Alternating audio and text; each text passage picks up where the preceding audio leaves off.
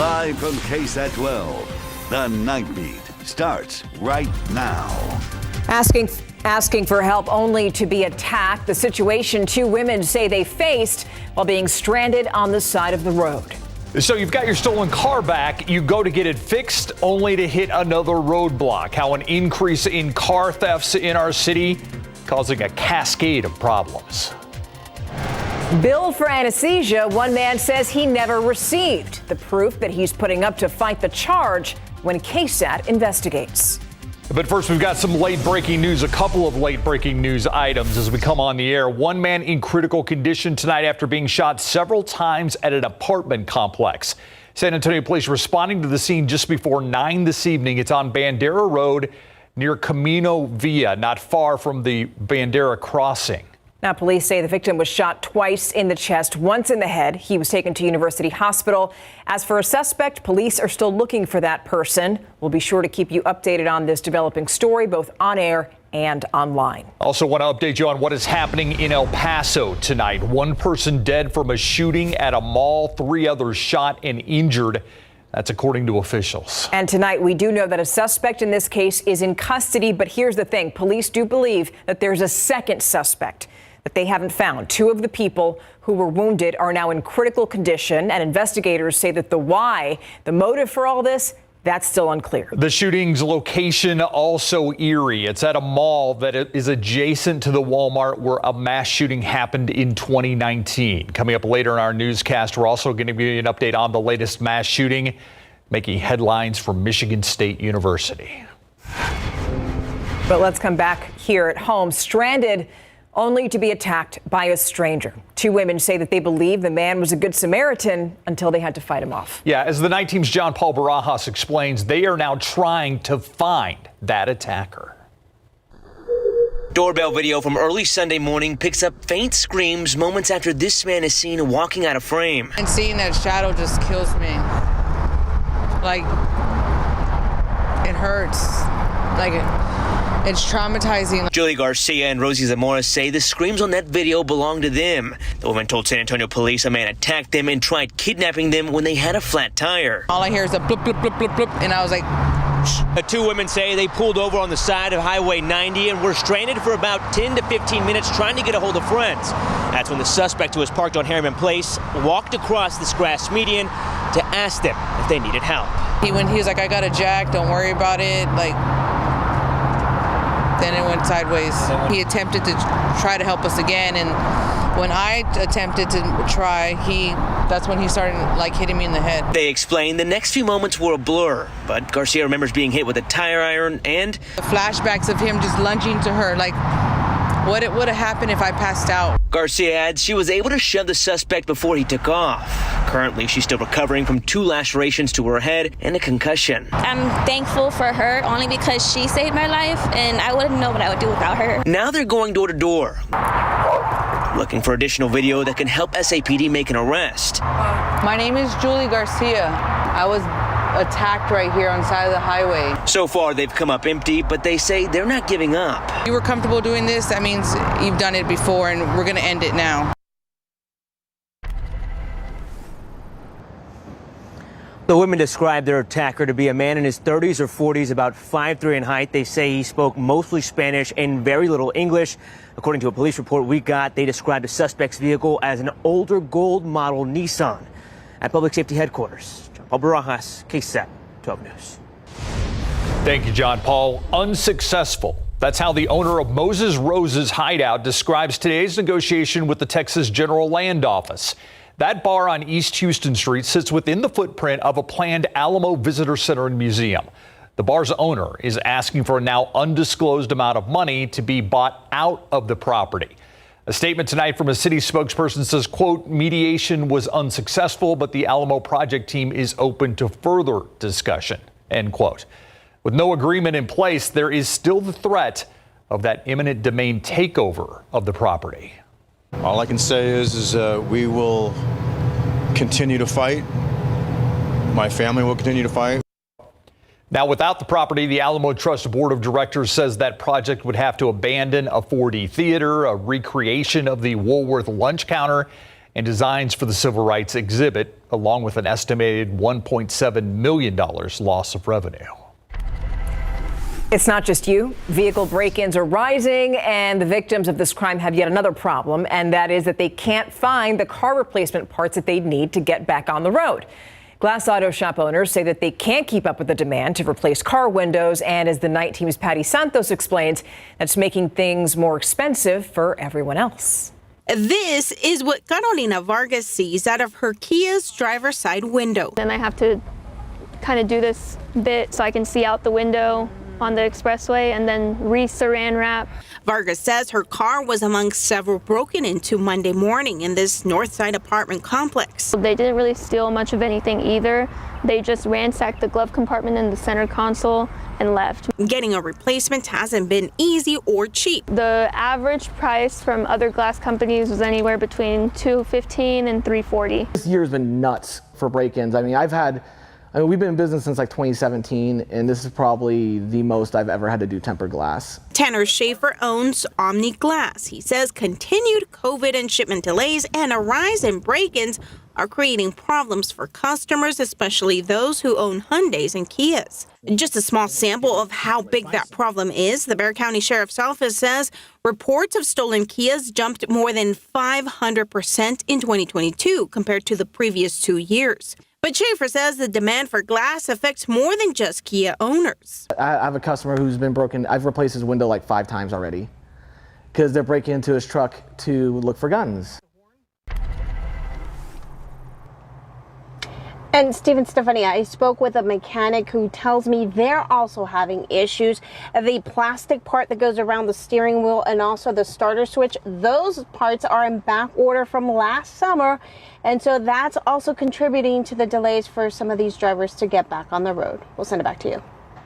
Yeah, talk about adding insult to injury, Patty. Thank you. Now, getting back on the road has been rough for people with Kias and Hyundais. Both brands have been the target of a social media challenge in recent months. That challenge shows people how to hotwire those vehicles that are missing an anti-theft device.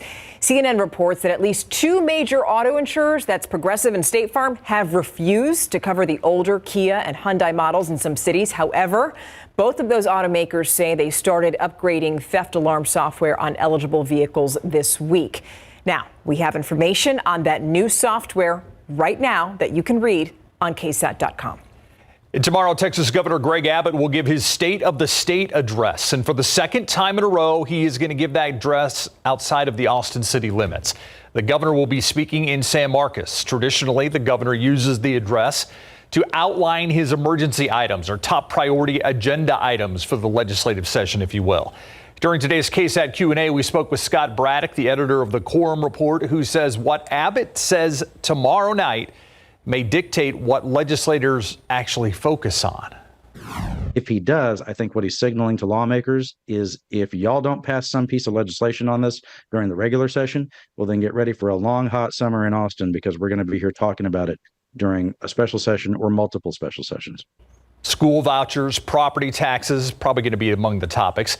Not only will the speech be held outside of Austin, but only invited guests can attend and no media is actually allowed in the room. There will be a feed of the event that goes to the media stations around the state. You can expect a recap of the State of the State tomorrow right here on the Nightbeat.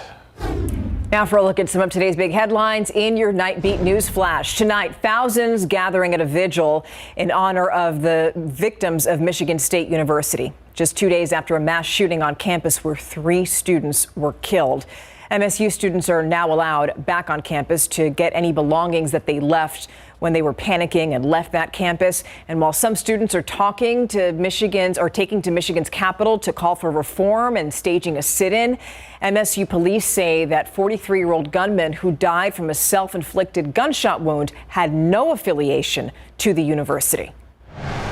2 dogs rescued from an abandoned Balcones Heights apartment are facing euthanasia. Now the city's mayor is asking that someone step in to foster or adopt these animals. Mayor Suzanne de Leon says that the dogs are going to be put down this Friday unless someone takes them in. A court granted the city custody of the pit bulls last month. Now initially they were a trio, but one of those dogs has since been adopted. In the meantime, the city is paying to board the other 2 at a vet clinic, which the mayor says the city just can't continue to do. Time is of the essence now. We are down to the wire, and so I'm reaching out to see if there might be anyone that might be able to help us to save these dogs from being put down. So the mayor is saying the dogs, male and female, are friendly. They would make great pets. If you'd like to adopt or foster them, we also have that information on our website, KSAT.com. A little piece of Seguin history is gone. What a now demolished Playscape meant to the community it served for 28 years. Also, his surgery was supposed to be an outpatient surgery, but he says that University Hospital forgot the anesthesia. Now you're going to see his proof and why the hospital is saying tonight doesn't matter.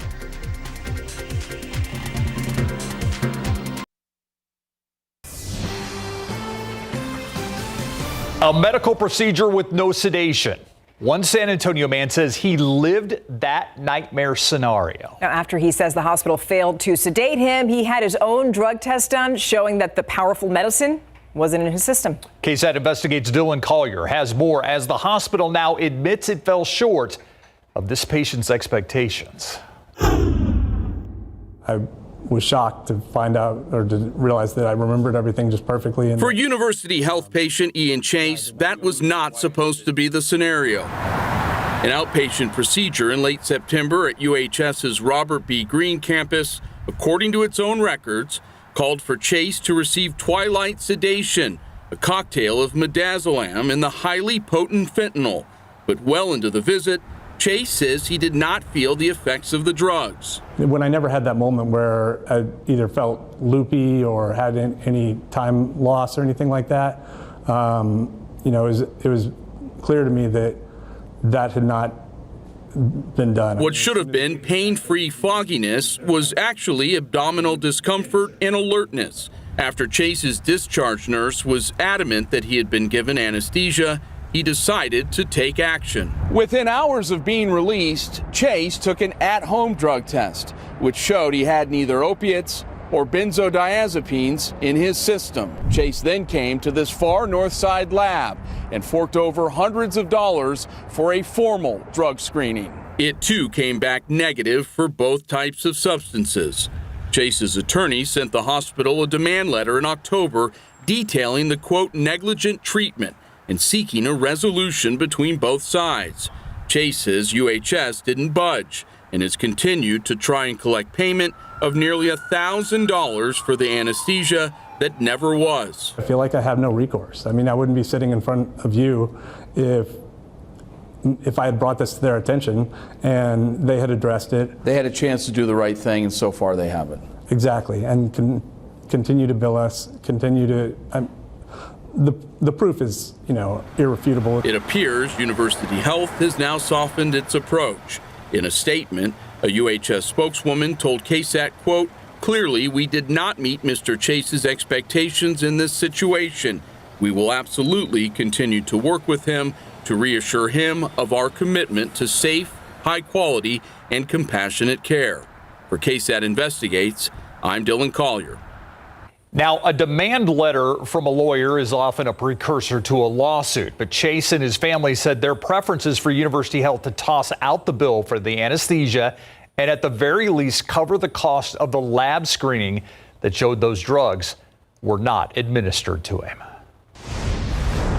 And just like that, the 1995 Kids Kingdom Playscape at Starkey Park is gone. So we stopped by the location today in Seguin to get the latest on the scheduled demolishing. And look, the parts were already packed up in dumpsters. Seguin officials announced that the demolishing earlier this week because the wood was deteriorating. Now, a Seguin man who's only 29 says that he's going to miss it because it's been there for his entire life and also for 5 years of his daughter's life. But he does understand the change. Community safety is number one, so definitely I see why they try to update the things around here. But don't worry, the park actually has a newer Playscape. That one was built in 2015, and that's not all, because Seguin leaders say they're trying to get funding to add a fitness center in that open area. Interesting. You got to think about some of the things I grew up playing on. John? Some of the slides that I played on, I'm like, I don't think those would be deemed safe right now in this day and age. The ones that burnt you when it was hot out. Exactly. On a hot day, yes. And they were like really tall. I'm like, I don't know. Kids will I should have never been understand. doing that. Yeah. Yes. But anyway, 70 degrees outside. We are waiting for a change in the weather, Adam. Yeah, you can just see that mugginess in the air right now. Even a little bit of fog over the next couple of hours won't surprise me, but it's not going to last long because our next cold front's moving in. But this was something else today. So, yeah, we had a high temperature of 81 here in San Antonio, the average being 68, a very spring-like day. But here you have it. Look at Del Rio, 95. That's a record by 2 degrees today. Cotulla hit 96. And one reason that's so significant is that was the national high for the U.S. today, the hottest spot in the nation. Cotulla, Texas, making the national map. Now, we're going to see some changes. First of all, morning temperatures down into the upper 40s tomorrow. But look at Friday and Saturday. We're back down to 32 degrees to start those days. So let's take a look at where the cold front is right now, what that means for tomorrow and beyond, especially in terms of highs. Lubbock, 30 degrees. Amarillo at 20. Albuquerque 27. Yep, they're behind the cold front. Still 73 in Del Rio, but the cold front just moved through Del Rio with that wind shift out of the northwest. 70 degrees officially here in town. Kerrville, you're 67, and right now Canyon Lake at 69. Tomorrow morning, we'll be in the mid-50s at sunrise, then I think fall off a little bit into the upper 40s, 48 degrees at 9 a.m. and a gusty north wind. We're going to get to that in a moment. By noon, we're at 56 degrees, and then we only warm to 59 for the high temperature. So right near 60 degrees, which is 8 degrees below average for this time of year. So from shorts and short sleeves, we're back to long sleeves and even light jackets the next few days. Tomorrow afternoon, 55 in Bulverde, about 60 on the west side of town. Converse 57, Floresville making it to 63 for the afternoon high temperature. Even cooler than Friday. Highs drop down into the mid 50s. So after that light freeze in the morning, only 56 the high. Saturday, we're up to 60. Still unseasonably cool. But if you like this kind of weather, well, early next week, Tuesday, we're back in the low 80s. Classic South Central Texas for this time of year. Big temperature swings and noticeable changes in a short amount of time. Here's the main low pressure system with its cold front. On the cold side of it here to the north of that low, widespread snow and some heavy snow up the plains and even moving through the parts of the Rocky Mountains and the higher elevations. Then the severe weather threat eastward along the Mississippi River, especially Memphis down into Louisiana tonight. For us, one of the most noticeable changes for tomorrow is going to be the wind. This cold front hits around midnight. With it, a stray shower. I mean, we're talking a 10% chance. Mostly the wind. 3 a.m. out of the north, gusting to 30 miles per hour. Tomorrow morning at the bus stop, wind gusts about 40 to 45 miles per hour, possible in a few locations. I think most of us will see wind gusts around 35 miles per hour tomorrow. Combined with very dry air, elevated fire risk, especially west of San Antonio, Lakey, Uvalde, Crystal City, and westward to the Rio Grande, meaning if there's a fire, it would spread rapidly. We talked about that tomorrow, then beyond. It's going to remain cool through Saturday. Next week, we warm back up with the hope for rain by Tuesday night. The nation's high. Yep, Cotulla. Wow. Representing. There you go. Spurs not too hot, although Pop is pretty angry. Pop is very angry. All year we've heard him say it's a young team, they're making mistakes, but he loves their effort, they're learning, they're getting better. But tonight, the Spurs suffered their 14th straight loss, and Pop, yes, he's had enough of it. Plus, in the NFL, the Chiefs celebrated with their fans today. Coming up.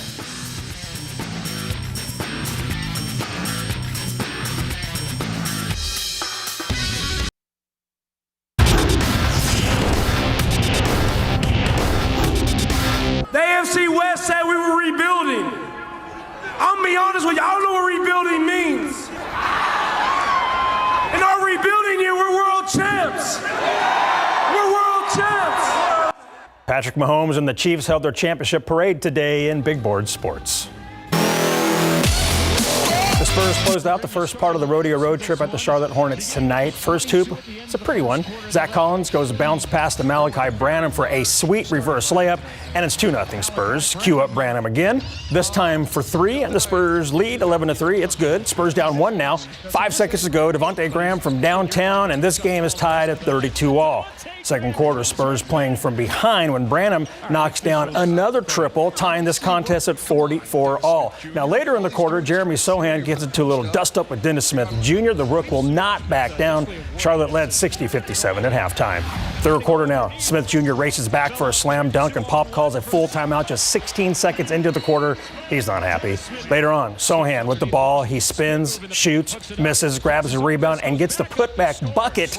That's a great effort. Spurs trailed by 7, and they were down 93-86 after 3. Fourth quarter, Spurs still fighting. Doug McDermott slicing through the lane for a layup to get them within 103-102, but that's as close as they would get. LaMelo Ball made sure of that, and the Spurs fall 120-110, suffering their franchise record 14th straight loss. Pop was very angry after the game. Yeah, they're young and blah, blah, blah and all that, but that young thing is getting old. You know, it's the same mistakes, giving up middle, not blocking out, just inexcusable. Youth's got nothing to do with it. At some point, you have to take pride in what you're doing execution-wise and competitively, and that starts with defense. And we really suck. So that's on me. When I think we're starting to improve on it, then we go back 2 steps. So that's something I'm going to have to think about, figure out how I'm going to be able to motivate them better, to make them understand that they have to take pride in that. But we have no one on the basketball team who sets the example for anybody else at the defensive end. It's going to be a long flight back to San Antonio due to the NBA All-Star break. The Spurs won't play again until February 23rd at the Mavericks. Pro football coverage, powered by Davis Law Firm. Chiefs Kingdom gathered in Kansas City today to help the football team celebrate their Super Bowl 57 championship. Look at all those people. The Chiefs won their 3rd Super Bowl as a franchise and 2nd in the past 4 years with their win against the Philadelphia Eagles. Head coach Andy Reid and Chiefs chairman and CEO Clark Hunt led the way on the first bus. At one point, tight end Travis Kelce and star quarterback Patrick Mahomes got off the parade bus to greet fans.